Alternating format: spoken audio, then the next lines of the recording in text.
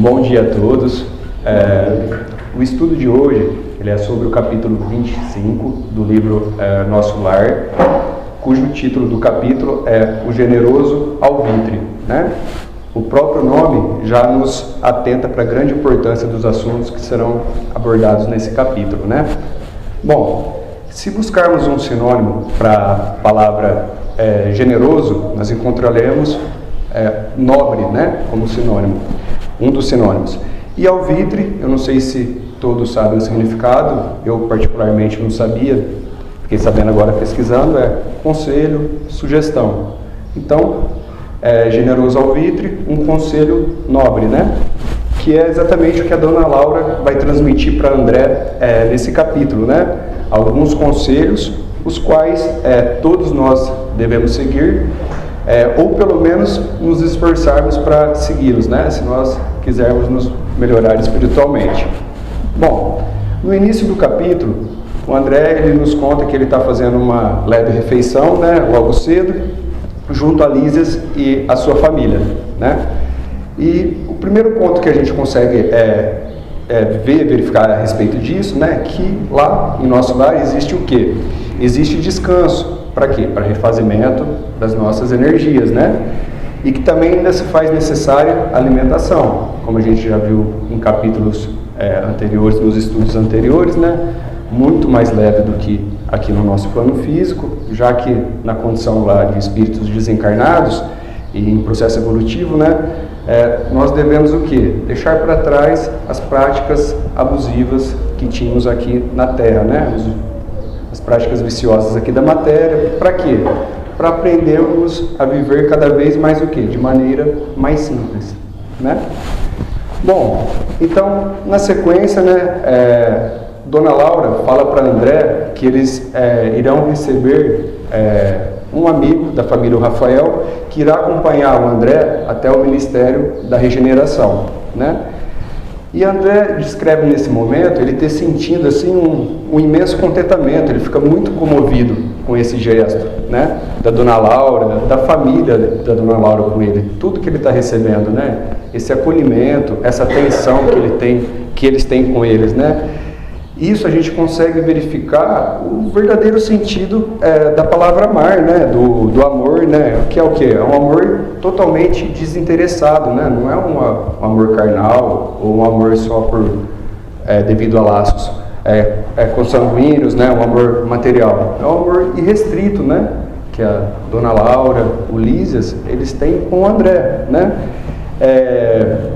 Dona Laura acolhe o André na casa dela, né? No coração dela, como se ela fosse a verdadeira mãe, né? Uma verdadeira mãe de André. Isso demonstra o quê? A superioridade espiritual da Dona Laura, né? Por quê? Que ela demonstra esse amor que todos nós deveríamos nutrir um pelos outros, né? Independente se de laços consanguíneos, se são parentes, se são filhos, né? A gente teria que o quê? Nutrir esse amor universal, um amor fraterno, né? Por todos, né? Então, o André, com toda essa demonstração de afeto que o Lísias, a Dona Laura tem por ele, né? Ele fala aqui que ele começa a sentir um amor filial por Dona Laura, né? E justamente como uma mãe que quer o melhor para o filho, Dona Laura ela começa o quê? Ela começa a aconselhar o André, que é justamente o título desse capítulo, são os conselhos que ela vai passar para André, né? Então, eu vou pedir licença aqui para vocês para ler alguns trechos da conversa de Dona Laura com o André. Meu irmão, permita-me que algumas indicações para os seus novos caminhos. Creio que a colaboração maternal sempre vale alguma coisa, e já que sua mãezinha não reside em nosso lar, reivindico a satisfação de orientá-lo neste momento. Estou informada de que pediu trabalho há algum tempo. Sei igualmente que não o obteve de pronto, recebendo mais tarde a necessária autorização para visitar os ministérios que nos ligam mais fortemente à Terra. É justamente nesse sentido que eu lhe ofereço minhas sugestões humildes. Falo com direito de experiência maior. Detendo agora essa autorização, abandone o quanto lhe seja possível os propósitos de mera curiosidade. Em vez de albergar a curiosidade, medite no trabalho e atire-se a ela na primeira ocasião que se ofereça. Somente o trabalho digno confere ao espírito um merecimento indispensável a quaisquer direitos novos. Então a dona Laura, ela está querendo dizer para o André, né, que muitas vezes, tanto nós encarnados como os desencarnados, nós nos guiamos por meios errados, né? Que no caso a curiosidade, ela pode tanto alavancar o nosso espírito como obreiros, né? Quanto ela pode nos estagnar, se nós não conseguimos empregar ela de maneira útil, né? O estudo, ele é companheiro do trabalho, né? Ele faz o quê? Ele desperta a nossa inteligência, a nossa atenção, né? Para quê? Para as coisas de ordem superior, como as coisas que dizem respeito ao espírito, né? Mas o estudo, ele deve ser o quê? Ele deve ser companheiro do trabalho, né? O estudo planeja, o trabalho executa, né?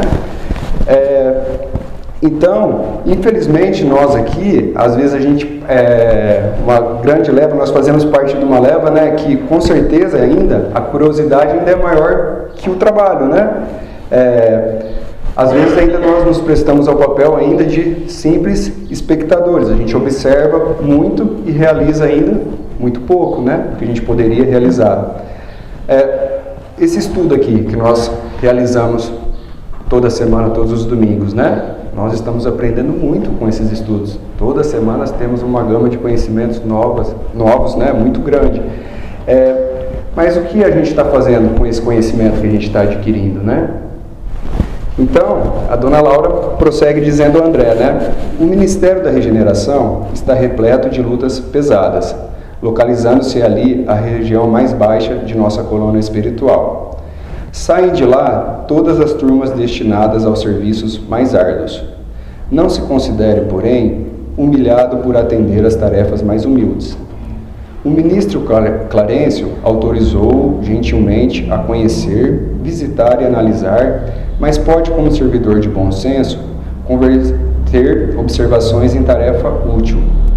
Ninguém se recusará a aceitar o concurso do espírito de boa vontade. Quem ama o trabalho, pelo prazer de servir. Então, Jesus nos disse, né, que o nosso Pai, o quê? Ele trabalha incessantemente, né? Por isso nós também devemos trabalhar. O trabalho, ele o quê? Ele nos eleva moralmente, ele aperfeiçoa o nosso espírito, né? Ele nos ensina a sermos mais disciplinados, né? E como que é necessário que ajudarmos uns aos outros, né? Ele mostra qual que é o valor da cooperação, né? Nosso orgulho, nossa vaidade, elas o quê? Elas impedem o nosso progresso, né? Retardam o nosso progresso.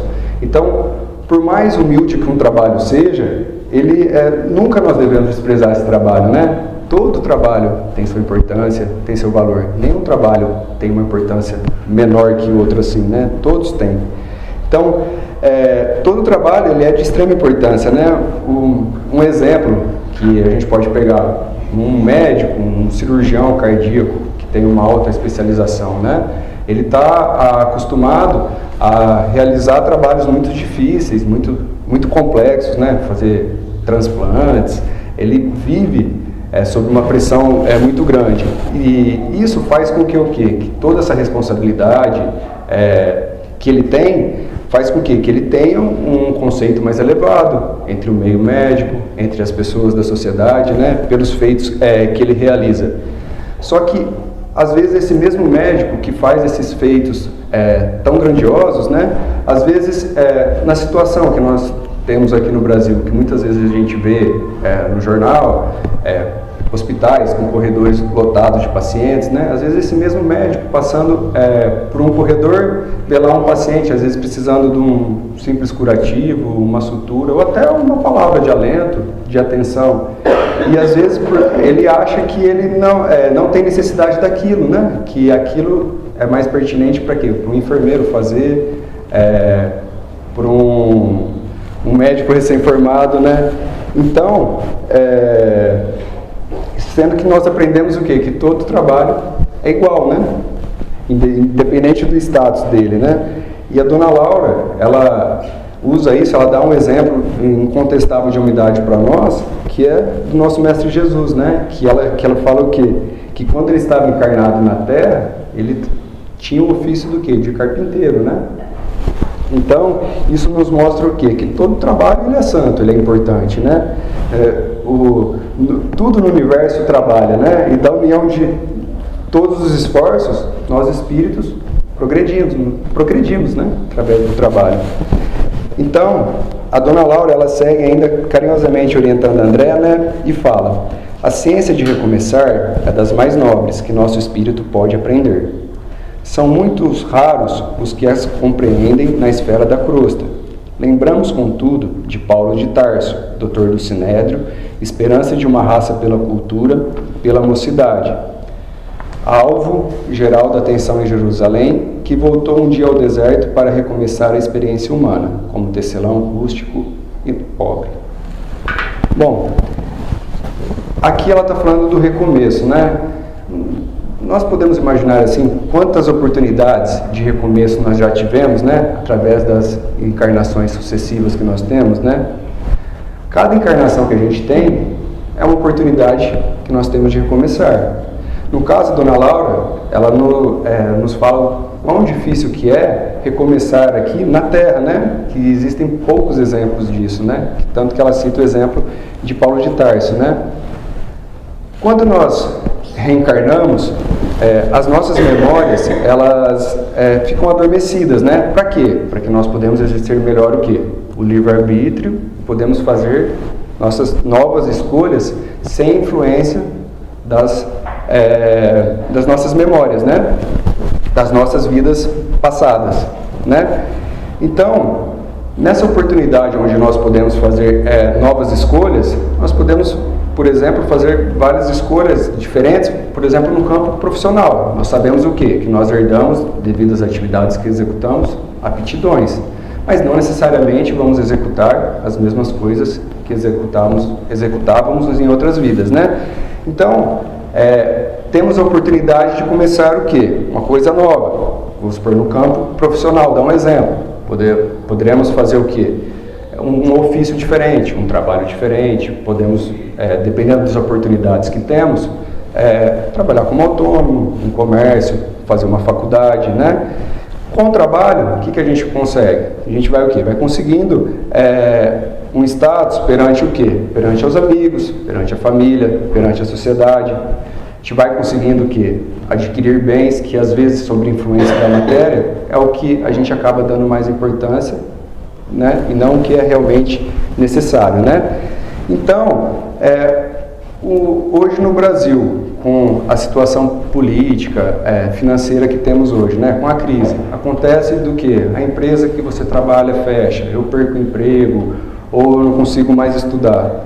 Será que nós vamos ter essa humildade, né, de recomeçar? Eu falo não só pela necessidade, recomeçar aceitando um trabalho que você tenha um cargo inferior ao que você tinha, né? Às vezes a pessoa, eu era presidente de uma empresa, eu vou trabalhar numa função menor. Não, esse trabalho não é para mim, não serve para mim, né? Então, nem sempre nós temos o quê? Temos essa humildade de recomeçar, né? Um exemplo que eu vi, que eu fiquei impressionado, assim, que eu vi no Japão, que a gente sabe que é uma das maiores economias do mundo, né? As grandes multinacionais de lá, os grandes executivos de lá, quando eles chegam a ser demitidos, muitos se suicidam, né? Alegando vergonha, humilhação, quando a gente vê que isso, na verdade, é o quê? É uma falta de humildade, né? De um orgulho da pessoa, né?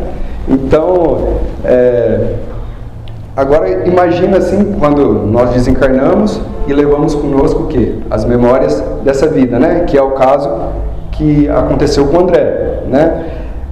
O conselho que a dona Laura dá para ele, tanto que a extrema importância tanto para nós que estamos aqui encarnados, quanto para os desencarnados, que nem o André, ele se desencarnou na condição do quê? Do médico. respeitado aqui, né?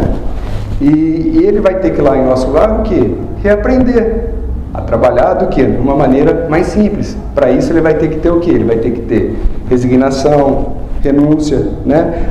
Ele vai ter muita boa vontade em querer servir e ser útil, né? E a gente vê no próprio livro Nosso Lar alguns exemplos de algumas pessoas que estão lá em nosso lar e que se acomodam, justamente por isso, por acharem que aquele serviço, aquele trabalho não serve para eles, não é da importância que eles queriam que fosse, né? Bom, o André, ele se sente extremamente agradecido, né, por esses conselhos que Dona Laura passa a ele, né?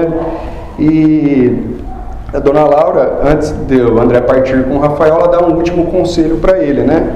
Que ela fala assim: vá, meu amigo, pensando em Jesus, trabalhe para o bem dos outros, para que possa encontrar seu próprio bem.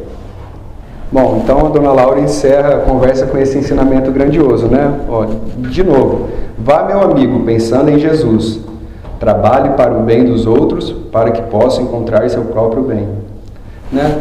Jesus, ele nos disse, né, amai o próximo como a ti mesmo, né? Todos nós queremos ser felizes, né? Queremos ter felicidade. Às vezes não procuramos a felicidade nas coisas que devemos procurar. Procuramos em coisas materiais, né? Acabamos aqui sobre a influência da matéria, procurando nos locais que não deveríamos procurar, né? Mas para nós sermos realmente felizes, nós temos que trabalhar para que os nossos irmãos sejam felizes também, né? É preciso que nós façamos para os outros o que nós queríamos que fizessem para a gente também, né?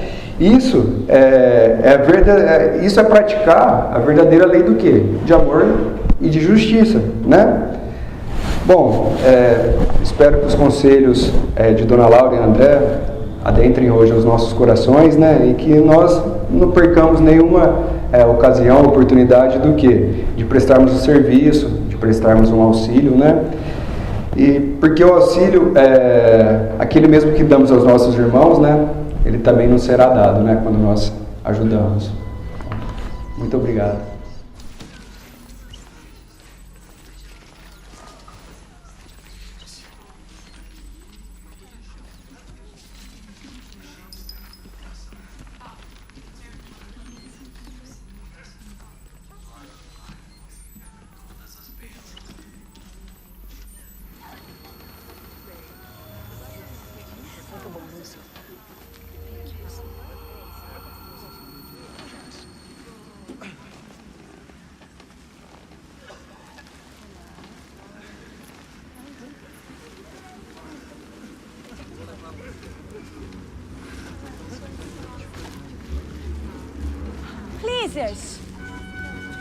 Desequilibrada, obcecada pelo noivo, Heloísa jamais conseguiria atravessar as densas camadas de umbral que cercam a terra desde a superfície até as fronteiras da cidade.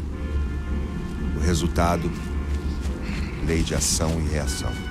Heloísa!